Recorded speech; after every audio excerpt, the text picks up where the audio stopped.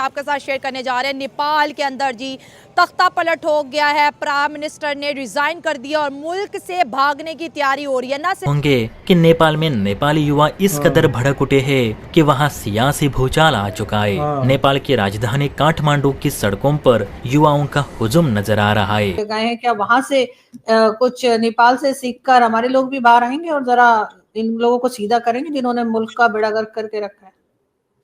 देखें, बात ये है मैडम, आप जो है ना पाकिस्तान के अंदर जो मेस है ना, देखें ये सोशल मीडिया और ये कि यहाँ की यूथ की आवाज दबा ली जाए। सोशल मीडिया पर जो गवर्नमेंट को क्रिटिसिज्म किया जाता है, जब हर बंदा अपनी आवाज पहुंचाता है उसको बंद कर दिया जाए। फेक बहाना ये बनाया था कि यहाँ इनके ये रजिस्टर यहाँ नहीं है, इनके ऑफिस यहाँ नहीं होने चाहिए। सोशल मीडिया के बैन हटाने के लिए एक नॉर्मल प्रोटेस्ट था। ये तो वर्स्ट तब हुआ जब गवर्नमेंट ने गोलियां वहां पे चलाई। जब रहे तो नेपाल में विरोध प्रदर्शन क्यों हो रहे हैं, युवा क्यों भड़क उठे, इसे लेकर ओली सरकार ने क्या कदम उठाए, इन सब के बीच भारतीय सेना की मदद की मांग क्यों उठी थी और इस पर भारत सरकार ने क्या, इस सेंस में कि लोगों को इस तरह मारना, घर जलाना, ये कोई प्रोटेस्ट नहीं है। प्रोटेस्ट के बड़े फार्मूलाज हैं और जो हुकूमत ने 19-20 मार दिए हैं, they could have avoided this. We can't say this के दैट वाज राइट। लेकिन ये जो प्रोटेस्ट मॉब होता है, इधर फिर मैं आपको एक मैडम यहाँ पे खुश हो जाना चाहिए आपको, आपके मुल्क का जो सिक्योरिटी अपरेटस है ना वो तगड़ा है। यहाँ पे लोग कानून। नमस्कार दोस्तों नेपाल में प्रोटेस्ट बढ़ता जा रहा था और नेपाल चाहता था कि भारत से सहायता मिले, भारतीय सेना वहां पे मदद करे नेपाली सेना की या पुलिस की, लेकिन भारत ने मना कर दिया है कि सेना नहीं भेजी जाएगी। ये नेपाल का आंतरिक मामला है और नेपाल को खुद ही इसे सुलझाना चाहिए। और वैसे भी ये बात ठीक है, भारत की दखल अंदाजी वहाँ पे ठीक नहीं रहेगी, इससे गलत संदेशा भी जाएगा। और वैसे भी जिन सरकारों को हटाया गया वो कम्युनिस्ट सरकार थी, कम्युनिस्ट प्राइम मिनिस्टर था और जो वैसे भारत के अगेंस्ट था, बहुत बयानबाजी आदमी कर चुका था भारत के अगेंस्ट। तो भारत सरकार का जो रुख है वो बिल्कुल ठीक है कि नहीं भेजना चाहिए सेना को। और प्रोटेस्ट अभी वहाँ अब चल रहे हैं, काफ़ी मुझे लगता है भारतीय वहाँ पे फंसे हुए होंगे और अभी तक पता नहीं है कि किस तरह से उन्हें वहाँ से निकाला जा रहा है, लेकिन कोशिश सरकार की तरफ से ज़रूर हो रही होगी। तो नेपाल का में जो प्रोटेस्ट चल रहा है उसे देखे पाकिस्तानी पूरी तरह से शॉक्ड हैं। इनको याद आ रहा है कि इनके यहाँ भी रिजीम चेंज हो सकती है और कुछ लोगों को लगता है कि भाई पाकिस्तान की गवर्नमेंट बहुत मजबूत है और शायद नहीं होगा, पर ऐसा नहीं है। पाकिस्तान में गवर्नमेंट मजबूत नहीं है। आप इस सब के बारे में क्या सोचते हैं कमेंट बॉक्स में जरूर लिखिएगा। वीडियो अच्छा लगे तो लाइक करें, शेयर करें, चैनल को सब्सक्राइब करना न भूलें और बेल का आइकन प्रेस कर दें लेटेस्ट नोटिफिकेशन के लिए। आइए आगे बढ़ते हैं इस वीडियो में। लेकिन सर मुझे ये बताइए कि जो नेपाल में जो कुछ हो रहा है उसको आप किस तरह से देख रहे हैं, इसलिए कि वहाँ की गवर्नमेंट चेंज हो गई, वहाँ के स्टूडेंट्स और यंगस्टर्स बाहर निकले, उन्होंने जो सोशल मीडिया बैन किया था, ये सब किया था और अब तो मोदी जी ने भी तारीफ कर दी, उन्होंने कहा ठीक है इनका प्राइम मिनिस्टर गया सो गया। तो इस चेंज को आप कैसे देख रहे हैं, इसलिए कि इनके तो बॉर्डर भी साथ हैं और इनमें तो आपस में कुछ खास बॉर्डर बंद भी नहीं है। तो क्या लगता है आपको कि क्या होगा आगे? मैडम होना क्या है, जेन जी है, जेन जी छाई हुई है बांग्लादेश के अंदर, इधर उधर ये वो दाएं बाएं, ठीक है ना जी।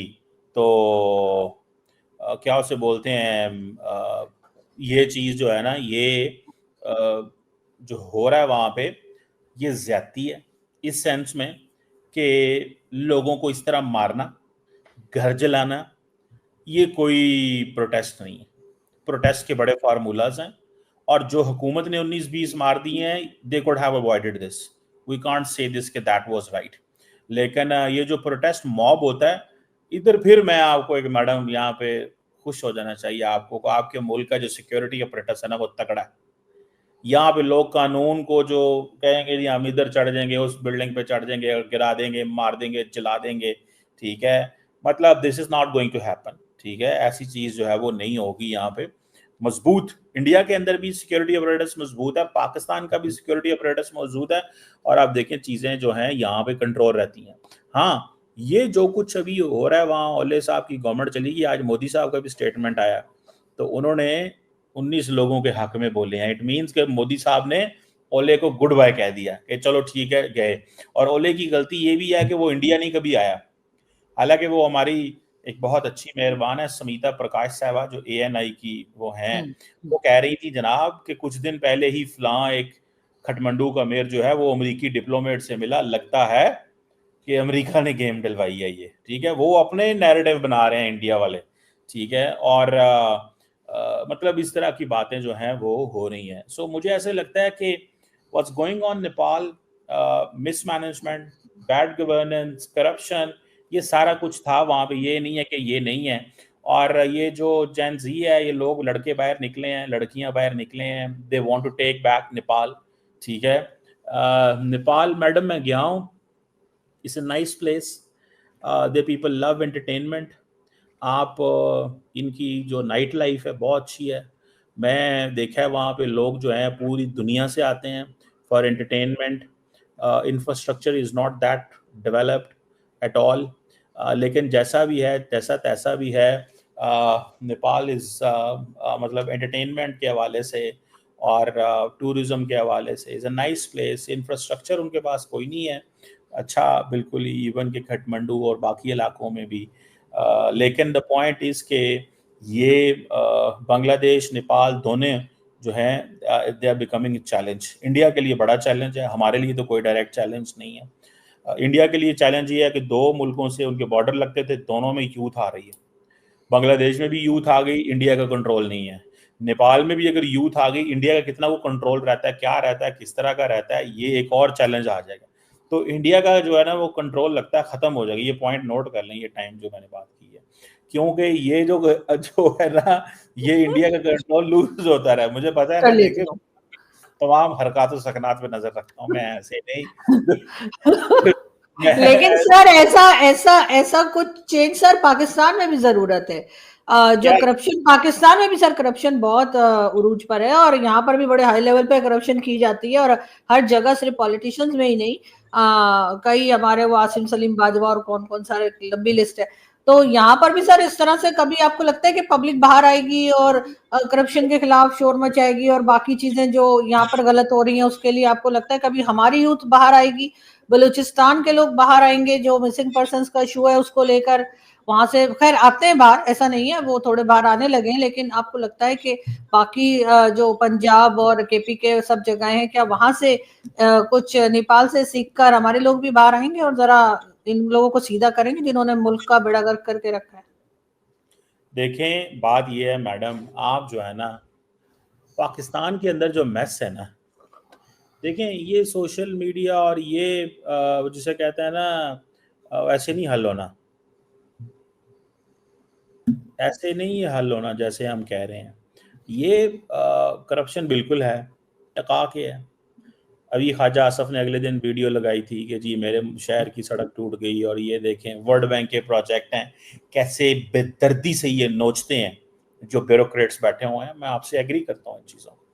और पाकिस्तान में रिसोर्सेज की कोई कमी नहीं है। एक सड़क अच्छे तरीके से बना देना तो अगले 40 साल नहीं जाती, ये हर दूसरे साल सड़क बनानी पड़ती है पाकिस्तान में। तो मतलब इतना पैसा ये आप देखें, इधर बांग्लादेश की बात करें तो वहाँ पे यूथ को, वहाँ कोटा सिस्टम था, वहाँ पे इलीट क्लास ने अपना कंट्रोल किया हुआ था यूनिवर्सिटीज़ में कि यहाँ इतने बच्चे मारे जाएंगे, इतने, जो कि मिडिल क्लास और अंडर प्रिविलेज क्लास है उनको मौका नहीं मिला जा रहा था कि वो तरक्की करें। इसी तरह ही अब जेन ज़ी जो कि हम बात कर रहे हैं जैसे कि बांग्लादेश में, इसी तरह जेन ज़ी अब बात कर रहे हैं उधर नेपाल में, जहाँ पे हुकूमतें कंट्रोल कर रही है सोशल मीडिया के, जिसके ज़रिए वो अपना पब्लिक ओपिनियन अपने मुताबिक बनाती है ताकि वो कंट्रोल कर सके लोगों के माइंड को कंट्रोल करके फिर अपनी ही वोटिंग में इजाफा करें। सर समझ नहीं आती ये कैसे हुक्मरान है जो अपनी ही यूथ के ऊपर स्ट्रेट फायरिंग करते हैं और उनके हाथ नहीं कामते। ये जेनजी की आप बात करें जिसको हम नेपाल के यूथ कहते हैं, 25 से 28 साल इन लड़कों की जी थी एज बताई जाती है। सोशल मीडिया बैन जो 4 सितंबर को नेपाल पर इम्पोज हुआ, जिसका मकसद ये था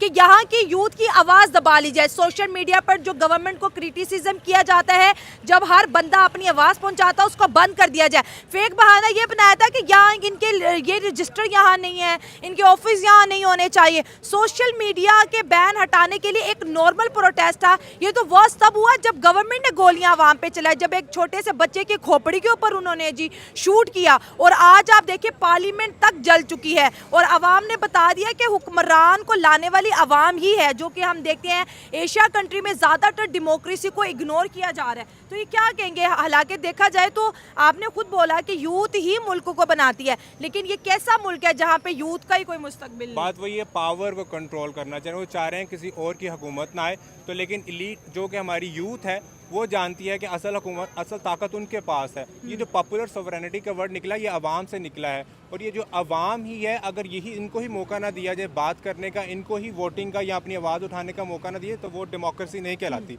डेमोक्रेसी में तो आवाज़ उठाने, लोगों की क्रिटिसिज्म सुनने पड़ते हैं, लेकिन ये एलीट चाहती है कि अगर ये क्रिटिसिज्म करेंगे तो हमें नेक्स्ट टाइम वोट नहीं मिलेगा, लिहाजा इनको ख़त्म कर दिया, चाहे जो मर्जी करना पड़े, हम इसके लिए आवाज़ उठाएंगे और इनका मुंह बंद कर देंगे, चाहे हमें इनसे गोलियां भी चलानी पड़े।